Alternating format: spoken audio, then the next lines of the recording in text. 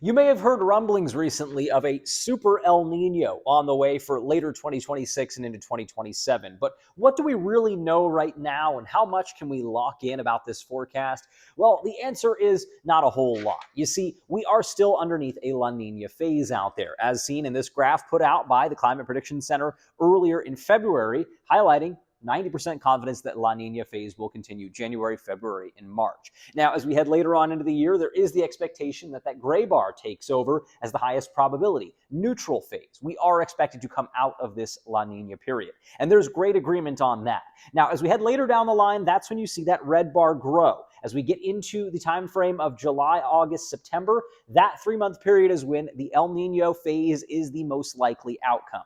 Now, how strong is that El Nino? How fast does it develop? Those are the questions that we still need to answer. The latest data from the European Forecast Center does show a strong El Nino phase developing, potentially that Super El Nino, but not everything is in line with that, and there are some uncertainties still to navigate.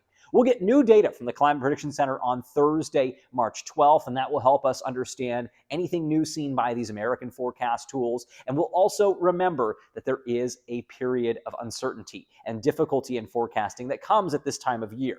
Going through the spring and looking towards the summer is a particularly tricky time for these long-term teleconnections forecasts to nail down. And so the accuracy of these forecasts this far out is still somewhat in question. And so that's why we don't want to say for sure there is a Super El Nino, but there certainly is a good suggestion that an El Nino phase is on the way, typically favoring wetter conditions in Southern California and warmer, drier conditions across the Northwest. Now, this is good news for hurricane season and good news for Southern California. Here in Northern California, things are a bit more of a mixed bag. We have seen some very good El Nino years. Think back to 1983, 1997, but we've also seen some major busts like 2015. So we'll have to keep an eye on it, and I'll have more for you in detail as we get that more forecast data available to us starting tomorrow. But for now, I would say hold off on that Super El Nino expectation.